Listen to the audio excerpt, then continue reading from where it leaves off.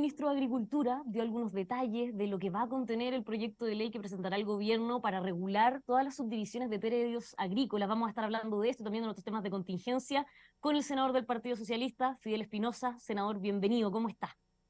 Muchas gracias por la invitación, Patricia. Gustoso conversar temas de contingencia y, por cierto, estos que tienen bastante interés y que tienen que ver, obviamente, con el diario vivir de nuestros compatriotas.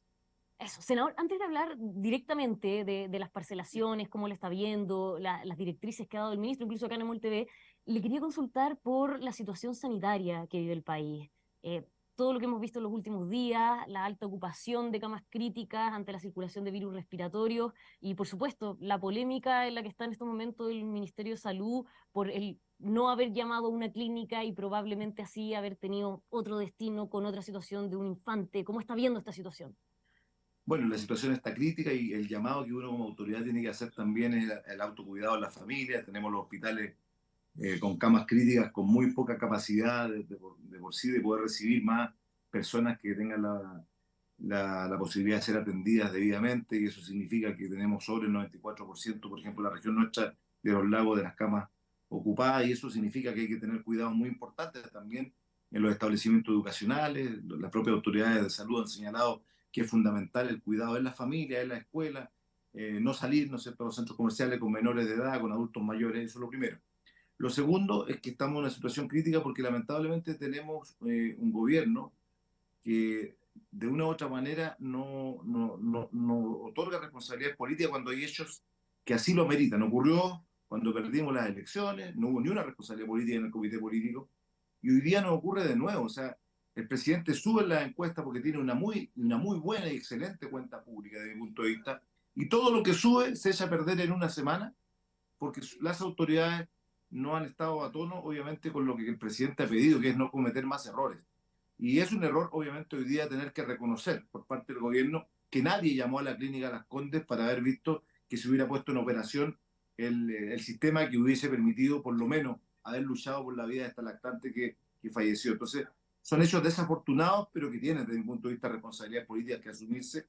Y para que estas cosas no le lleguen siempre al presidente, un presidente de la República tiene que tener fusible en el camino que permitan que cuando ocurran situaciones de este tipo, los problemas no solamente le llegan las problemáticas al presidente, sino que de una u otra manera ya se solucionan en los organismos pertinentes, y aquí lamentablemente no ocurrió. Y bueno, yo escuchaba recién al subsecretario Arauz que decía que aquí iban a haber sumarios administrativos. La ciudadanía no cree en los sumarios, la verdad, eso es lo cierto. Los sumarios siempre querer cortar el hilo por lo más delgado, y creo que eso tampoco es justo. Usted habla de responsabilidades políticas. ¿Quién debería pagar esos costos? Bueno, eso lo tiene que definir el presidente. No somos los parlamentarios los que tengamos que definir dónde se paga la responsabilidad política. Yo lo único que sé es que la ministra de Salud, que viene llegando recién a su cargo, está un par de meses solamente, ha hecho todos los esfuerzos por lograr, ¿no es cierto?, superar situaciones dificultosas que estaban existiendo. Yo mismo en Puerto Montt vivimos la muerte de 2 personas en el Hospital Base de Puerto Montt, y ella se ha preocupado personalmente, obviamente, de que ese tipo de situaciones no sigan ocurriendo. Ha estado en la región. La verdad que es el presidente el que tiene que determinar esa responsabilidad, no nosotros los parlamentarios, pero de que las hay. O sea, no es posible que estemos reaccionando tan fuera de contexto en el tiempo, cuando esto debió haber estado resuelto muchos meses atrás con una buena campaña que hubiese también permitido haber vuelto quizás en los establecimientos educacionales a los tiempos de pandemia en donde andábamos con mascarilla, que era bastante incómodo para muchos, pero que fue y rindió también resultados favorables ante la crisis violenta que sufrimos con la cantidad de muertos y personas que estuvieron a punto de fallecer por esta epidemia. Faltó anticiparse, dice usted, a esta situación. Yo creo que faltó anticiparse, pero tampoco yo igual quiero hacer un llamado a que el anterior gobierno, que hoy día quiere decir, oye, nosotros somos los que lo hicimos bien en todo, no es tan así tampoco. No hay que sacar provecho político de esto. Hay errores que tienen que ser subsanados. Yo creo que lo que ocurrió con las lactantes son errores que tienen que tener responsabilidades políticas, pero también no seamos aprovechadores desde el punto de vista político, tratar de decir que hoy día ellos no van a venir a dar lecciones de cómo se hacen las cosas bien, cuando ellos también tuvieron muchas, cuando gobernaron, muchas dificultades, ¿no es cierto? En esto nadie puede, Patricia, creer que se tiene una fórmula perfecta para poder enfrentar las contingencias. Así como quienes hoy día gobiernan fueron muy duros cuando eran oposición. Con el gobierno del presidente Piñera, hoy día el gobierno del presidente Piñera está tratando de actuar con la misma dureza. Yo creo que ninguna de las dos cosas son justas. porque cuando hay una contingencia, ningún presidente de la República va a querer que se le muera un compatriota, o menos un lactante, menos un adulto mayor. Por lo tanto, también no hay que ser, no hay que tratar de sacar ventajas políticas cuando se trata de temas de la salud, sino que sí corregir para que no vuelvan a ocurrir este tipo de situaciones que son tan dolorosas. De todas formas, hay varios parlamentarios de distintos sectores políticos, senador, que están pidiendo la salida del subsecretario de redes asistenciales, Fernando Arau, aunque subimos hace unos minutos que él se mantiene en el cargo hasta ahora. Bueno, por eso te digo, porque esas son decisiones que tiene que adoptar solamente el presidente de la República. Pero lo que no puede ocurrir es que lo que nos pasó, como te decía recién, que cuando vivimos situaciones complejas, un gobierno tiene que, como lo hizo en su momento Michelle Bachelet, cuando hubo hechos que ameritaron, ¿no es cierto?, hacer cambios en los comités políticos, se hicieron, no importando que hayan habido cercanos, amigos o personas con las cuales tenía un sentimiento muy en particular. Cuando se gobierna, tienen que haber responsabilidades políticas cuando hay hechos que así lo ameritan. Senador, lo llevo ahora sí el tema de las parcelaciones. Usted es presidente de la Comisión de Vivienda y Urbanismo, donde obvio esto ha sido un tema de larga data, llevan discutiéndolo harto tiempo. ¿Qué le parece que ya el gobierno confirmara, en voz del ministro Esteban Valenzuela, que se va a presentar una iniciativa a fines de julio y que, podríamos decir, un eje central va a ser aumentar esas subdivisiones mínimas que existen actualmente de media hectárea a 2 hectáreas? Yo considero que eso, Patricia, es realmente atentar contra el derecho que tiene cualquier ciudadano a poder querer vivir en el campo. Si lo que tenemos que hacer el ministro, aquí hay dos ministros que se han obsesionado con este tema. Yo creo que se han obsesionado de tal manera el ministro Montes de Vivienda y el ministro Valenzuela con el tema de las parcelaciones, que se han olvidado de los temas centrales y los ejes centrales que tienen que sus carteras llevar adelante. En el caso del ministro Montes, sacar adelante, ¿no es cierto?, su política de emergencia habitacional, que el gobierno ha insistido que va a llegar a 260.000 viviendas a fin de año. Yo soy de los que creo que no vamos a llegar a esa meta de viviendas entregadas, vamos a llegar a 150.000 entregadas, porque una cosa es viviendas físicamente entregadas que viviendas en construcción. El gobierno ha insistido que va a llegar a 260.000 entregadas. Yo creo que esas metas son imposibles hoy día de llegar. Y el Hagamos un breve ministro, paréntesis, senador. ¿Por qué cree que no se podría llegar a esa meta? Una meta que además el presidente porque reconfirmó en la cuenta pública. por una razón muy sencilla, porque primero se están contemplando 60.000 viviendas que vienen del gobierno anterior, que se están entregando por parte de este gobierno, lo cual está bien, eso pasa en todos los gobiernos. Pero esas 60.000 no se pueden contemplar dentro de las 260.000 que el gobierno comprometió, primera cosa. Segundo, porque los análisis del gobierno no han dicho que hay por lo menos 50.000 viviendas, 50.000, que hoy día están paralizadas sus obras porque no están financiables, no están financiables. Entonces, no me cuadra la cifra. Ojalá que yo sea el equivocado, pero yo creo que él debiese concentrarse, el ministro Montes, en ese tema que el eje central de lo que le ha pedido el presidente Boric. Y por el otro lado, tenemos el ministro de Agricultura, Valenzuela, que ha estado centrado exclusivamente en este tema, pero nosotros las regiones ha sido escaso el apoyo que hemos tenido para nuestros pequeños y medianos agricultores en los temas reales que necesitan los pequeños agricultores. Ahora voy al tema de las parcelaciones. Esto tiene una historia. Parte cuando el ministro Montes era senador y ellos, un grupo de senadores, incluso mi propio partido, presentaron un proyecto para que la extensión mínima no sea de 5.000 metros, sea de 50.000 metros cuadrados, es decir, 5 hectáreas. Usted comprenderá, Patricia, que eso es imposible para cualquier ciudadano de la clase media, o menos de un sector vulnerable, tener 5 hectáreas. Si hoy día mantenerme media hectárea ya es costoso, comprarlo aún más, hoy día una parcela en el sur de Chile cuesta 60.000, 80.000, 60 millones de pesos, 80 millones de pesos aproximadamente. En los sectores más aislados, 30 millones de pesos, una hectárea. Entonces, o sea, perdón, media hectárea. Entonces, lo que yo planteo, el ministro Valenzuela, cuando vio que no tenía piso político para ese proyecto, se cayó ese proyecto en la Comisión de Vivienda 4 votos a 1. Había sido aprobado 5-0 en la Comisión de Agricultura, usted comprenderá. Y hoy día, cuando vio el ministro Valenzuela que no tiene piso político para las 5 hectáreas, plantea 2 hectáreas. Y eso también es inconcebible. Yo lo que hago un llamado a que el ministro entienda que el tema de las parcelaciones es un derecho, la ruralización es un derecho a nivel mundial. Hay países en Europa que hoy día se están ruralizando, pero eso significa ruralizar ¿cómo? Con buenos caminos, con buena conectividad, con agua potable, con luz, con cobertura digital. Hoy día el tema de la fibra óptica es importante. Pero ellos confunden esas parcelaciones que están bien hechas con los loteos brujos, que es un mal que ahí sí todos tenemos que condenar, porque ahí en los loteos brujos, Patricia, lo que ha ocurrido es que hay personas que han especulado con la tierra y han metido en una hectárea a 50, 80 familias, y eso las tienen sin agua, las tienen sin luz, sin servicios básicos. Eso lo tenemos que combatir, y yo estoy totalmente de acuerdo con que combatamos los loteos brujos y regularicemos o regulemos de mayor medida las parcelaciones de 5.000 metros cuadrados. Pero, resumiendo, cuando el ministro plantea esto de los 2.000 metros, es que vive en un Chile irreal, no tiene idea de que ni una persona de la clase media podría comprar, ni menos mantener 2 hectáreas. Mantener 20.000 metros cuadrados en el sector rural es un imposible para una familia. Y tampoco él le puede impedir a un pequeño agricultor, es lo último que planteó Patricia, un pequeño agricultor que toda su vida ha vivido al 3 y al 4, manteniendo 20 o 30 hectáreas, pero no le ha dado para producir, porque un año le sale mal la producción de papa, la leche la pagan pésimo en el sur. Esa persona, ¿por qué le vas a pedir que pueda vender 2, 3 hectáreas de sus 30 que tiene para poder tener un mejor estándar de vida los últimos 15 o 20 años de su vida? Eso es lo que me dice la gente a mí en los sectores rurales, que el gobierno no está comprendiendo que ellos también tienen derecho a vivir mejor. Y para eso, el llamado que yo le hago a ambos ministros es que se concentren, con el mayor respeto se los pido, en los temas que el presidente les mandató prioritariamente. Emergencia habitacional, el tema de vivienda, y ayudar a los pequeños y medianos agricultores en el caso de la agricultura. Senador, nosotros le preguntábamos esto mismo al ministro cuando hablamos con él acá en Emol TV, y él decía que aquí nadie está negando la habitabilidad rural, sino que lo que se busca con una iniciativa como esta es que se pueda habitar ruralmente, solo que sin chacota, decía él, porque hoy lo que tenemos es que se ocupa este decreto de ley 3516, si no me equivoco, como un subterfugio para poder llegar a las subdivisiones. Entonces, efectivamente hay un problema, el tema es cómo lo enfrentamos a su juicio. Yo le diría al ministro que sea respetuoso, que la chacota ha sido los loteos brujos, un tema totalmente distinto donde, repito, en una hectárea pueden meter 80 familias, pero esta no es la realidad de las parcelaciones.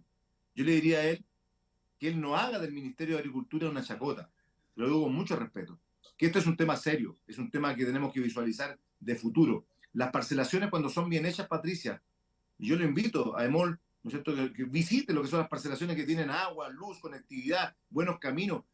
Él le echaba la culpa el otro día en la comisión a que las parcelaciones del sur de Chile o del centro son culpables, por ejemplo, de la jauría de perros. ¿Qué es eso? Si la jauría de perros tiene que ir una responsabilidad que es la tenencia irresponsable de los animales que los van a botar, y no lo hace la gente que va a parcelar. Él le echaba la culpa de los problemas del agua a las parcelaciones, también es una falsedad porque las parcelaciones cuando se entregan con agua potable y con sus pozos individuales. Entonces, yo le pido a él que hablemos con seriedad y que este debate lo miremos con altura de mira. Yo a usted le planteo lo siguiente, Patricia. ¿Usted cree que un ciudadano que gana 1.000.000 de pesos, 800.000 pesos en su familia, y que se ha ido a vivir al campo, que tiene su parcelita, pero la está pagando en cuota como quien paga un dividendo de una casa, podría pagar 2 hectáreas de una parcela cuando ya en el sur cuesta 60 millones en un lugar cercano a la cuenca del lago o a Puerto Montt, a Puerto Vara o Chiloé? Imposible.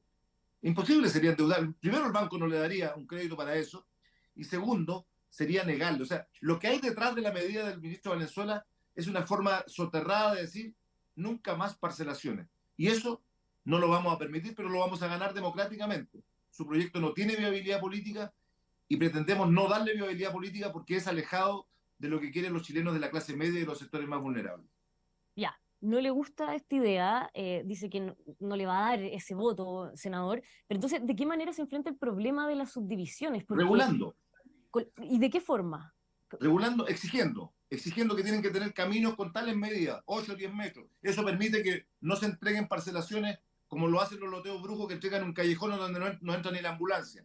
Claro, Tiene que y ser son las exigiendo, municipalidades, son los municipios al final los que tienen que cumplir con todos esos servicios, siendo que esos terrenos muchos no pagan ni correcto, siquiera pero eso pasa, contribuciones por ser pero rural. eso pasa, pero eso pasa en los loteos brujos. Por eso no hay que confundir loteos brujos con parcelaciones, porque el de las parcelaciones está pagando contribuciones y ahí se pagan los servicios de la basura y todo eso.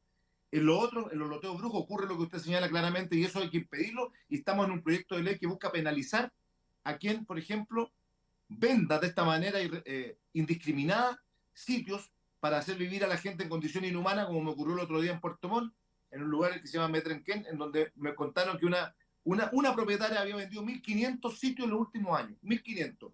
Y esa gente hoy día no tiene agua viviendo a 10 kilómetros de Puerto Montt. Eso no puede ser. Yo estoy en contra de eso. Pero volvamos a la regulación. Yo estoy de acuerdo con el ministro que haya regulación, que cierta cantidad de parcelaciones tenga que haber un estudio de impacto ambiental si es necesario, porque todos estamos por el medio ambiente, yo no tengo ni un problema en eso. Pero lo que no estoy de acuerdo, y no voy a estar de acuerdo jamás con el ministro, es que él le niegue la posibilidad a los chilenos y chilenas de poder vivir en el campo en una parcela de 5.000 metros cuadrados. 5.000 metros cuadrados es una medida ya elevada, ya elevada. En otros países están con menos metros cuadrados. Pero ya en Chile 5.000 metros no lo vamos a mover de ahí.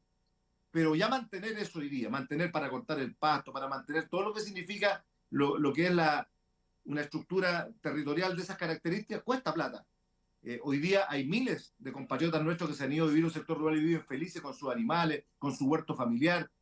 Y esas cosas, ¿por qué las vamos a negar a nuestros compatriotas? Yo no lo puedo entender. Senador, ¿la única piedra de tope aquí es la cantidad de hectáreas para la subdivisión mínima? Yo creo que es la principal piedra de tope. Por eso yo le digo que el ministro tiene que entender que nosotros no estamos por negarnos a la posibilidad de regular más, poner más exigencias. Es cierto, hay que tenerlas.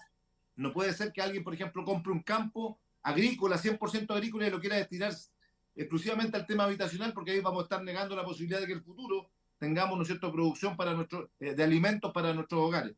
Eso, pero regulémoslo, busquemos los caminos. Pero cuando él coloca como primer punto de discusión las 2 hectáreas, nosotros le decimos que 2 hectáreas es algo discriminatorio para cualquier chileno y chilena que no va a poder acceder a comprar un terreno de esas características. Si se mantuviera en la media hectárea, la conversación sería otra. Absolutamente otra, distinta, con responsabilidad y sin chacota, como él lo ha dicho. Y si fuera de 1 hectárea, ¿hay posibilidades de llegar a un acuerdo, senador? No hay ninguna posibilidad de llegar a 1 hectárea, porque 1 hectárea también en diferentes lugares del país significa la plusvalía.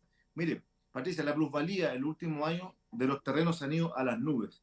Y eso significa, obviamente, que ya, por ejemplo, te voy a dar un caso particular. Yanquihue, que es una comuna que está, usted la debe conocer, a 5 minutos de Puerto Vara. Media parcela que costaba hace 5 años atrás 30 millones de pesos, hoy día cuesta 100 millones de pesos. Y así le puedo ir diciendo un montón de ejemplos. En Fresia, que es una comuna más rural todavía, la media hectárea mínima son 30 millones de pesos. Entonces, ya no hay medias parcelas por 20 millones de pesos como era antes. Eso hace imposible. Yo creo que media hectárea vamos a ser inflexibles en la media hectárea, pero muy flexible en regular más, en cuidar nuestro medio ambiente, no hay ni un problema, en poner más exigencias, no hay ni un problema, pero no negarle a nuestros compatriotas el poder acceder a vivir libremente en el mundo rural. No solamente las personas con dinero pueden poder vivir fuera del ruido urbano, sino también la gente de esfuerzo, Senador, para como ellos. terminar, se nos acaba el tiempo, lamentablemente. Usted también es miembro de la Comisión de Educación y hay distintas voces que, bueno, está llevándose un curso ya para acusar constitucionalmente al ministro Marco Antonio Ávila. ¿Qué le parece? No hay elementos que hayan hecho que el ministro Ávila haya infringido la Constitución. Esos son, ¿no es cierto?, shows mediáticos de la derecha, trataron de culparlo otro día, ¿no es cierto?, al ministro le ocurrió en Talcahuano, ahí también hubo errores comunicacionales de muchos, me incluyo, que creíamos que era algo del Ministerio de Educación, pero después se aclaró absolutamente que era algo totalmente, ¿no es cierto?, el Ministerio de Salud. Pero sí yo discrepo en algo del Ministerio, pero eso no es para una acusación constitucional, puede ser una interpelación, que es el mecanismo para discutir en la Cámara de Diputados con el ministro, pero no acusación. Yo no estoy de acuerdo con pretender sexualizar ya a los niños de los 5 años, como lo están haciendo con los textos escolares, con otro tipo de cosas. Yo creo que esa es una discusión un poquito más mayor, más profunda, que no es necesario que se haga hoy día porque se tocan los intereses de los padres apoderados y ciertos sectores de la población que no les gusta que se toquen estas temáticas desde tan temprana edad. Bueno, no tiene solo ese frente el ministro Ávila, sino que también hemos estado viendo en los últimos días cómo distintas asociaciones de profesores están llevando a asamblea la posibilidad de realizar un paro nacional, senador. ¿Qué le parece eso y la postura del profesorado ante la frustración que le generó el no anuncio de lo que podría suceder con la deuda histórica en la cuenta Bueno, pública eso presidencial? pasa, eso pasa cuando de repente se pretenden ganar las elecciones poniendo temas de alta sensibilidad, como lo hizo Sebastián Piñera en el 2009, cuando dijo que él iba a terminar con la fiesta de los delincuentes y nunca terminó. Yo nunca estuve de acuerdo cuando escuché al presidente Boric plantear que iba a terminar con la deuda del CAE y que iba a terminar con la deuda histórica, porque eso es imposible lograrlo. Lo que sí tenemos que hacer es darle dignidad a esos profesores que entregaron 40, 50 años de sus vidas y hoy día tienen jubilaciones de 200.000 o menos y no pueden vivir con ellas, después de haber entregado educación a generaciones y generaciones. Yo sería feliz, ¿no? A lo mejor no van a poder, no van a tener el dinero, y no, él no puede condicionar tampoco la reforma tributaria a ello, porque esto es un tema político y la reforma tributaria fueron errores de su comité político que no fue aprobada.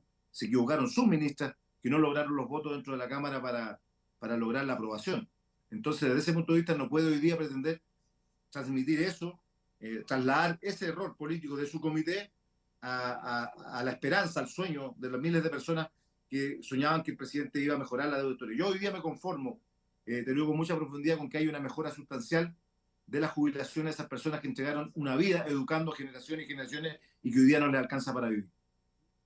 Senador, muchísimas gracias por habernos acompañado. Vamos a estar atentos a lo que pase con los profesores porque están tomando decisiones por estos días. Muchas gracias, Patricia, muchas gracias por la entrevista y perdone por todos los percances de Lo esta. Un logramos, abrazo. senador, es lo que Chao, importa. Que tenga chao. una muy Chao. buena semana. Y a todos ustedes que nos están viendo, los dejamos invitados a que Gracias. sigan con Chao. nosotros aquí en emol.com.